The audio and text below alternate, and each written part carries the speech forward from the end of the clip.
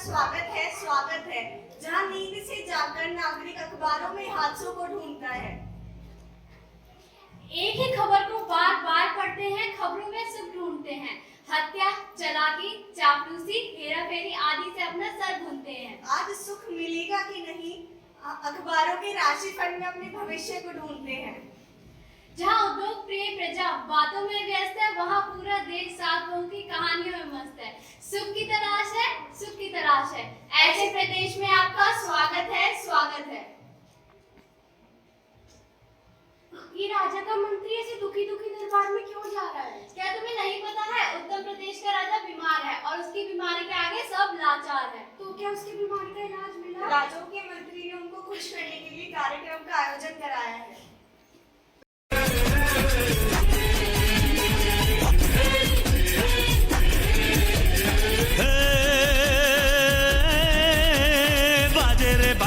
बाजे रे ढोली तारो ढोल बाजे ढोल बाजे ढोल बाजे ढोल के धम धम बाजे ढोल रे ढोली तारो ढोल बाजे ढोल बाजे ढोल बाजे ढोल धम धम बाजे ढोल। हे छोरी बड़ी अनमोल मीठे मीठे इसके बोल, आंखें इसकी गोल गोल गोल गोल तो धम धम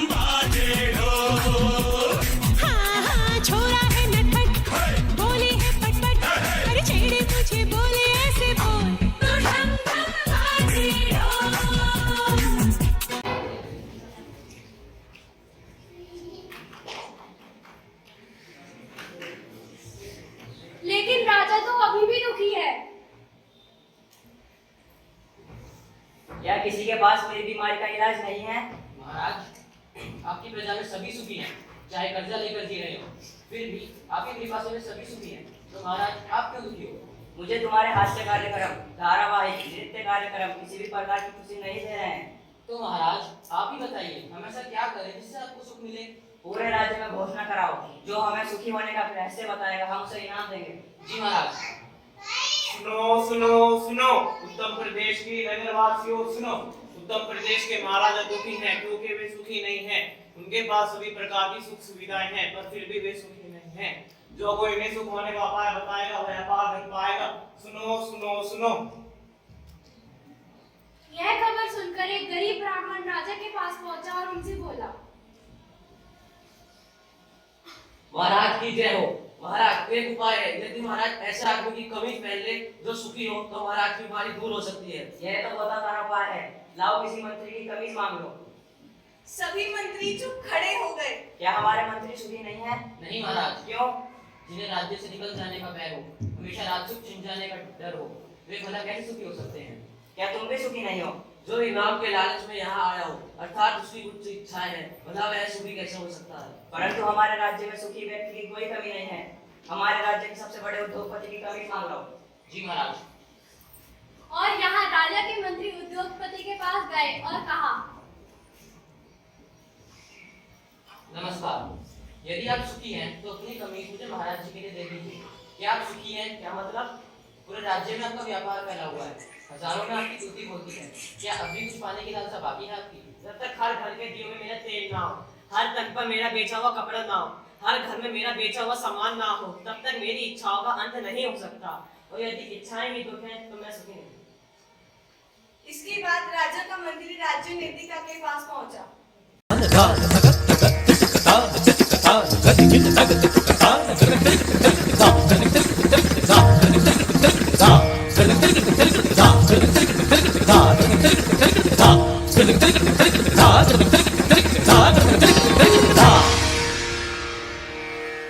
मेरे ढोल ना सुन, मेरे प्यार की धुन, मेरे ढोल ना सुन।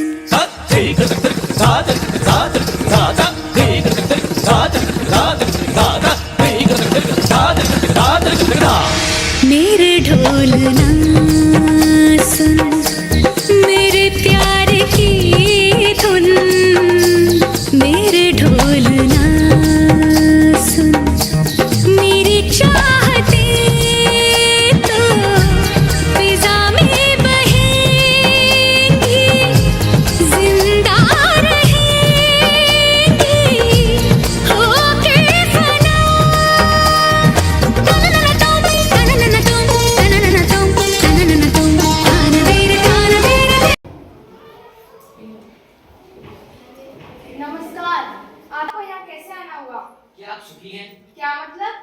नृत्य जगत में आपके जैसे नृत्यिका कोई नहीं है। आपको हर व्यक्ति सम्मान देता है। राज दरबार में आपका विशेष स्थान है। क्या अब भी कुछ बाकी है? जब तक हर एक किसी व्यक्ति की नजर में पुरानी हत्या का नतीजा है, मुझे सुख कहाँ मिले? हर जगह मेरी तस्वीर ना हो, हर जगह मेरे नृत्य की चर्चा ना हो, हर दिलों पर मेरा कब्जा ना हो, मुझे सुख कहाँ? एक व्यापारी का दूसरे व्यापारी से कंपटीशन, एक कवि का दूसरे कवि से जलना, एक अभिनेता का दूसरे अभिनेता की सफलता से ईर्ष्या। स्टूडेंट टीचर के वश में नहीं है, बेटा अपने पिता के वश में नहीं है। कहीं पत्नी पति के वश में नहीं है, तो कहीं पुत्र पिता के वश में नहीं है, तो सुख कहाँ है?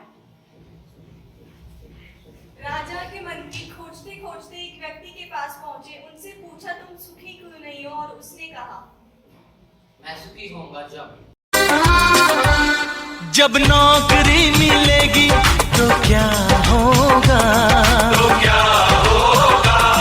जब नौकरी मिलेगी तो क्या होगा, जिस्म पे सूट होगा, पाँव में बूट होगा, जिस्म पे सूट होगा, पाँव में बूट होगा, हाथों में गोरी का हाथ होगा।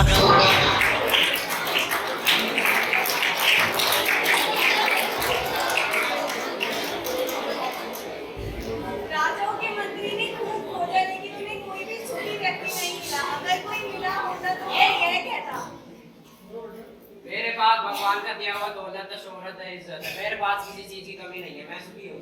क्या तुम्हारे पास माँ है? माँ माँ तो नहीं है, मैं सुखी नहीं हूँ। जहाँ जहाँ राजाओं के मंत्री ने खोजा, सभी लोग सुख की लालसा में भाग रहे थे। राजा को कोई सुखी आदमी मिला या नहीं? खोजते खोजते राजा के मंत्री एक गांव जहाँ पहुंचे, प्यास में उनका गला सूख रहा था।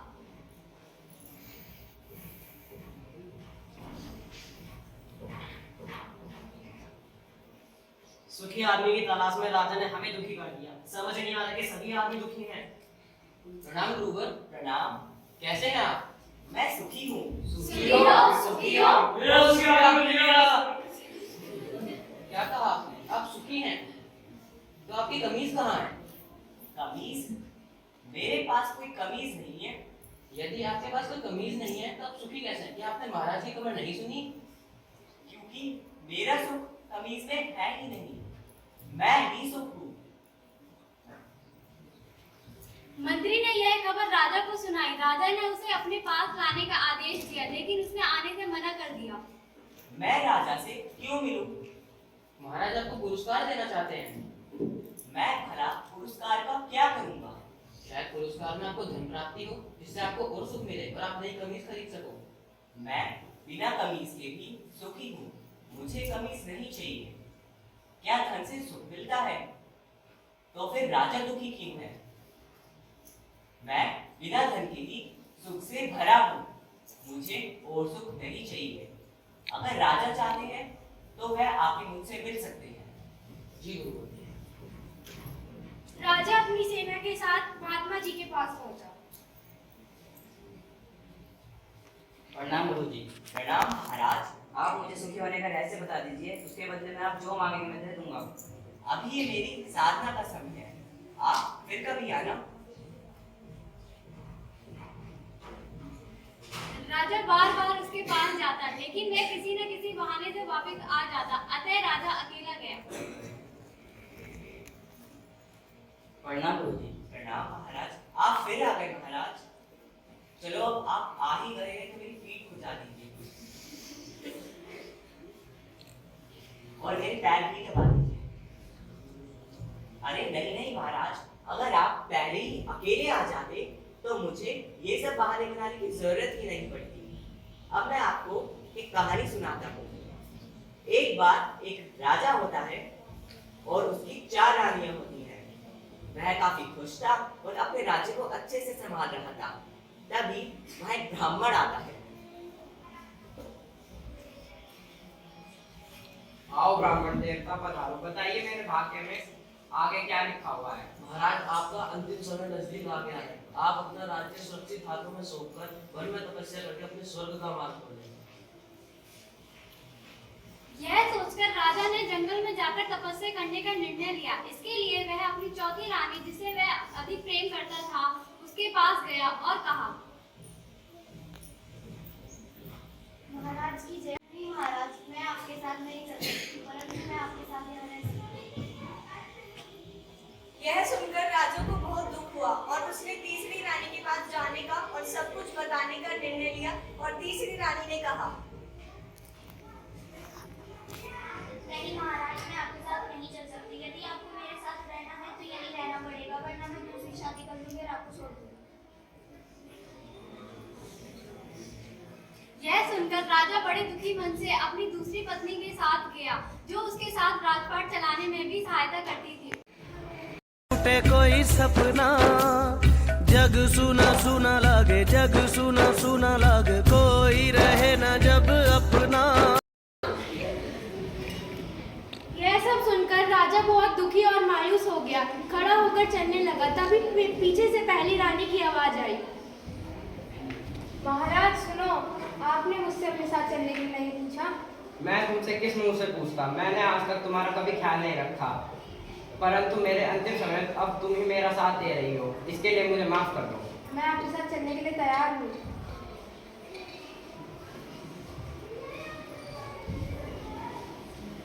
महाराज, ये कहानी एक राजा और 4 रानियों की नहीं है। ये कहानी मेरी और आपकी है, हम सब की, क्योंकि ये 4 रानियां हम सब में है।